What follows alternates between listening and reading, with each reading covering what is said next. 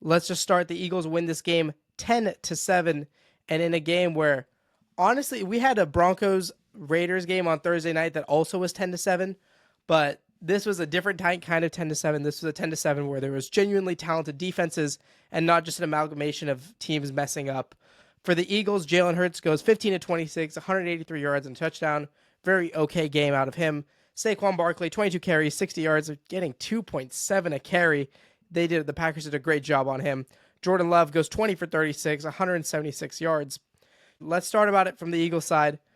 And we're going to focus on what was the negative, at least for the Eagles in this game. And then we're going to start with their offense. Their run game really is not, it's looking shaky at best. So that's what I have in my notes here. It felt like it was very uncharacteristic the way they were getting stuffed. We know Saquon Barkley is like a great running, but we've seen it the last few years. But a few times in this game, he just like either didn't have the burst or like there's one defender for him to beat who gets through and it just blows up the play when we're used to Saquon like making a move and getting out of those situations. But in this game, not at all. In fact, he even got tackled by a safety, which is something I haven't seen in a long time with Saquon. Evan Williams, who, by the way, is a phenomenal player, rolled down from his top spot right before pre-snap, charged through the guards, and just got an easy tackle on him. And it was like Saquon barely put up a fight. And as far as that offensive line goes, they're giving up way too many free rushers, holes, and one of them, like, they had a nice little play set up for Saquon to run to the right, but Jordan Mailata pulls left and just trips. And overall, this whole Eagles run game is so like out of sync, which is crazy because this was the thing that literally drove them to the Super Bowl last year. They were dominant all through the playoffs, all through the regular season. Of course, Saquon won OP Offensive Player of the Year, had one of the greatest running back seasons of all time. And right now I'm watching, I'm like, where the hell is that Eagles running game? And you could say it was injuries to the offensive line. Of course, we had Lade Johnson go out for the second half of this game, but I think Jurgens was out for this game too. So it is something that probably will get a bit better with the offensive line being back. But right now, we're 10 weeks through the year, and we've had one signature Saquon game, and that was against the Giants. And in a game where Camp Scadaboo got injured in the first quarter, and right now they just fired their head coach. We're going to talk about that later in the pod. I mean, I think after 10 weeks, we can officially say, like, this Eagles run game is just not what it's going to be from last year. But right now, they're 7-2, so it's something I think that we'll maybe see affect them more in the postseason and where they really need to get that clicking. Because right now, Jalen Hurts only had like that one signature game where he put the team on his back in that Minnesota game where he was awesome. So I don't doubt that the ability of him to do that in the future as well. But the Eagles as a whole are just like, they look so different than they did last year. Jalen Hurts, of course, he was fine at best. I have mediocre written in my notes. That sounds about right. He had a really, really big fumble in this game, too. First of all, credit Edgerrin Cooper, the Packers linebacker who made the play on the ball. Punched it out, Fred Warner style, peanut punch, bang, got it out. Love to see those. But other than that, it was just, he was like fine. He had a nice little touchdown throw to Devontae Smith. And then, of course, they had that really, really weird 4th and 5, where it was a 52-yarder for Jake Elliott. Or you could punt the ball and give the ball to the Packers with 30 seconds left somewhere in their own 10-yard line. And instead, they opt to go for it and try and go for the kill. But then Jalen Hurts just insta first read chucks it to A.J. Brown, who's just not open at all. Maybe he just didn't expect the Packers to play it deep. I don't know. Whole mess there. And for A.J. Brown, he continues to just not be involved at all.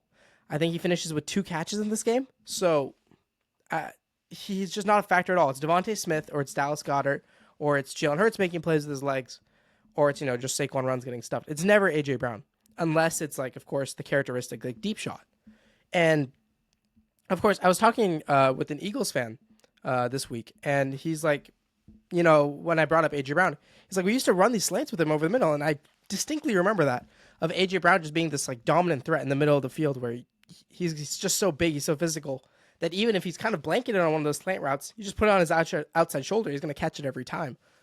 But now that's just seemingly disappeared from the game plan. Like, A.J. Brown's still a hell of a player. Get him in cuts. Get him something. And you could tell he's so physically frustrated. Whenever the play isn't directly going to him, he's not doing anything. He's not putting in good effort. So, for one, that is a critique on A.J. Brown. And if Eagles fans want to get mad at him for that, that is completely fair. You got to still put out 100% effort, especially when your team's 7-2. But I mean, it's also an understandable frustration from his perspective as far as just not being a part of the offense at all.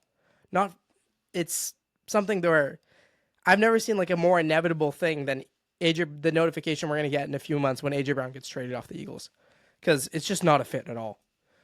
And you know what? That's the end of for a game they won. That was like a few minutes of me talking shit about them. But let's go to their defense, because there's going to be a lot more of me singing praises. I wrote, to the yin of Kevin Patullo, there is the yang of Vic Fangio, and I think that is fucking poetry. Sorry for cursing there. Yeah, Vic Fangio called a great game. He was like seemingly ultra aggressive, which is kind of rare out of Vic Fangio. Of course, in the Super Bowl, he was like, the thing he was famous for in that game was running only cover 4 quarters and not blitzing a single time the entire game and letting his 4-man pass rush get there. Not the story of today's game or of yesterday's game. He was, of course, they were still getting there with 4 sometimes, but those blitzes he was calling up were working. Jalen Phillips was making huge plays on the edge. That looks like a phenomenal trade. And overall for the year, just seeing Vic Fangio call up more of these blitzes help his like 4 rushers, it's working really well. And it gives an extra dimension to that Eagles defense and his play calling abilities that really can be terrifying for the whole league.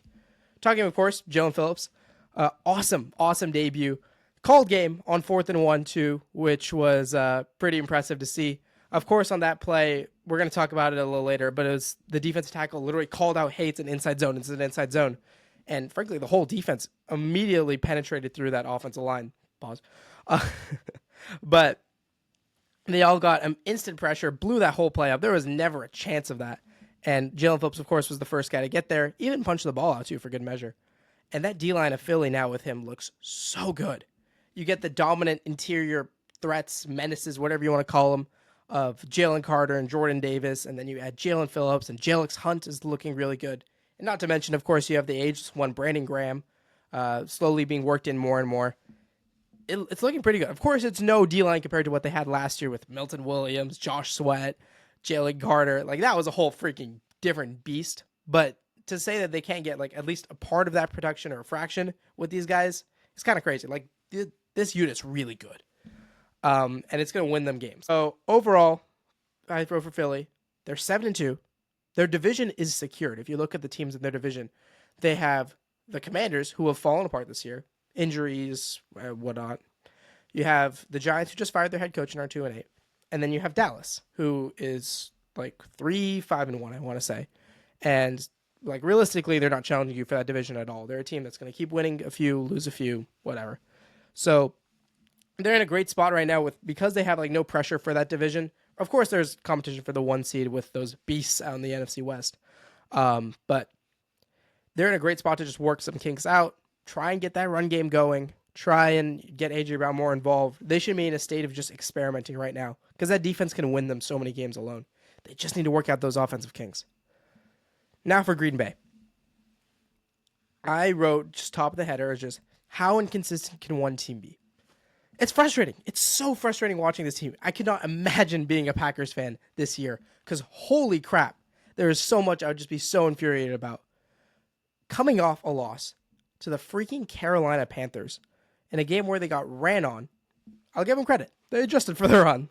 Certainly played a lot better this game. They didn't let Saquon Barkley become Rico Dowdle, which, again, imagine saying that sentence a year ago. But they found every way to lose this game. They false started early in the game on 4th and 1 on what would have been an easy QB sneak conversion. That was Aaron Banks, by the way, former Niner. A guy who they paid 5 years, $92 million, by the way. Or no, not 5 years. That might have been 4. It was whatever. When I saw that contract, I was like audibly shocked. Jordan Love holding on to the ball for no reason before the end of the half and just getting strip sacked. And then when he like last second tries to get rid of the ball, but that's when there's already a defender all over him, and it's just the easiest fumble ever. I can't believe that play. That took 3 points off the board. They ran the same freaking runs over and over again. To the point where, like we mentioned before, Billy's guys literally called it. They called it like inside zone, which should not be the expected call when you're in shotgun. Which, by the way, why the hell are you running fourth down and 1 inside zone shotgun for the game? You're in shotgun. How they don't call timeout there and just get different formation in is beyond me. It's baffling. This is a critique I had of Philly 2 years ago when I was running a different freaking podcast where it's like, I hate the fact that they're running inside zone out of shotgun and it was killing their run game. They ended up adapting it. Safe to say, now they're hoisting a Lombardi, or they hoisted a Lombardi. But it was like something where it's like, this is basic shit, man. Don't run inside zone out of shotgun with the game on the line. It just doesn't work. I don't even hate the idea of running inside zone on 4th and 1. It's like, you just trust your guys to be more physical and get it. Fair. Even with your starting center out of the game, it's still not a bad call. But doing it out of shotgun just makes it moronic. That play was baffling. I couldn't believe my eyes when I watched that. I even had some smaller stuff, of course. They play great defense in this game, and then the third down comes up, and it's 3rd and long, and then they found a way to give it up. That was on one of the Eagles' other drives that ended up killing a lot of clock that they could have used later in the game. And this is a smaller thing. I think Packers fans are the only ones who really noticed this. With McManus got injured a while back. He had a quad injury. And they brought in this kicker off the practice squad named John Haversack, former substitute teacher, by the way. Nice story. And he was perfect for them. I don't think he missed a kick. And he, in fact, has the franchise record now in Green Bay for a 61-yarder. And then, of course, they brought McManus back a few weeks ago. He looks really shaky. And it's like, okay, well, why isn't Haversack in? Whatever. That just kind of goes away. And heading into tonight, they say, oh, McManus is the healthiest he's been ever. Which, for one, if he wasn't healthy, why were you not playing the other kicker when he's on your roster? But whatever, they don't. And then tonight, there's a 57-yarder and a 59-yarder that Green Bay could have kicked. They were at the Eagles, I want to say 42, and let me do the math, 41, right? And both times, they opt to punt the ball, which is, if your kicker isn't healthy, then maybe play the other guy who can kick those. Because in this game, one field goal would have made it a tie, 2 of them would have gave you the win. You swap those exact same plays for kickers that now, kickers off the street have been making. Like Eddie Pinheiro for the Niners hit a 50-something yarder. I think it was 57. Your own kicker that you have in the building, John Haversack, hit from 61. So he can hit 57 and 59-yard field goals. And instead, you punt.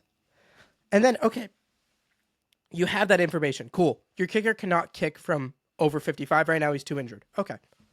So then why the hell are you sending him out for a 64-yarder for the game? A kick that, by the way, had not enough power, nowhere near enough accuracy. It looked like if you went in Madden, gave the controller to a 3-year-old kid and told him to, hey, kick the field goal, because he shanked it all the way to the left. If you knew your kicker has genuinely no range because of the injury, because of whatever, because I know McManus usually does have the kick power to get there, why are you sending him out for that kick then? Then screw it. Try the Hail Mary. It's a 5% chance. It's better than a 0% chance. Whatever. That's this game. If you were a Packers fan, or in my case, I was rooting for the Packers in this game just because I thought the Eagles had more of a lead in the division, or not division, for the NFC. And it was so frustrating. I cannot imagine being a diehard Packers fan right now. I cannot imagine being Tom Grossi watching this game. Holy crap. The amount of just obvious, dumb, frustrating stuff. And right now, a lot of that blame is being put at Matt LaFleur's feet. There's a reporter today even asked him just straight up, hey, if you're coaching, do you think you're coaching for your job?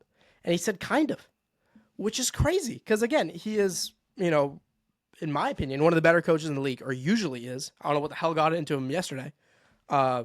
Usually one of the better coaches in the league. He's led his team to multiple 13-win seasons. Of course, the Packers last year were a bit of a disappointment, but 2 years ago they were this hotshot team that knocked off the Cowboys in Dallas as the 2 seed. There is so much talent on this team. Even with Elgton Jenkins now being probably out for a long time with fracturing his leg, and Tucker Kraft having tore his ACL. By the way, you could fully tell Tucker Kraft was not in that game. Oh my God. The amount of times that they were just looking for a guy to bail him out and they just didn't have him. It was rough. I think this is a very different game if Tucker Kraft is playing. Because they just look rudderless around. They look like they're missing their guy, which in fairness they are. By the way, might be a curse on the players I like and getting injured. Because I do a little reel on Cam Scattaboo about a month ago. That does really well. That's a big video that got some traction for the channel. and he ends up breaking his leg. And then Tucker Kraft, I do a little video on him, and a lot of people are loving it. And then, of course, he ends up tearing his ACL. So maybe I shouldn't talk about the players I love anymore because there seems to be just like a very, very specific curse. Um, Overall, this is one of the most talented teams in football. They have, I put them in like the top three when it comes to just having sheer talent on their roster. Like Philadelphia, I think has more talent than them just because that roster is stacked. And like maybe the Rams with that front four and like their secondary. But as far as pure talent goes, Green Bay is right there. And the fact is, like right now, they're the 7 seed, barely clinging on to a playoff spot. Even with this defense being really, really good. And with having such a talented quarterback in Jordan Love, who is so inconsistent. But my God, the talent is right there. It's so obvious. Until this team gets out of his own freaking way, they can't just be seen as one of the best teams in the league, even with all of that talent being right there. I don't see, you can't consider them like up in that Philadelphia, Detroit, Seattle and the Rams. You can't have them there right now. They need, until they learn to get the hell out of their own way,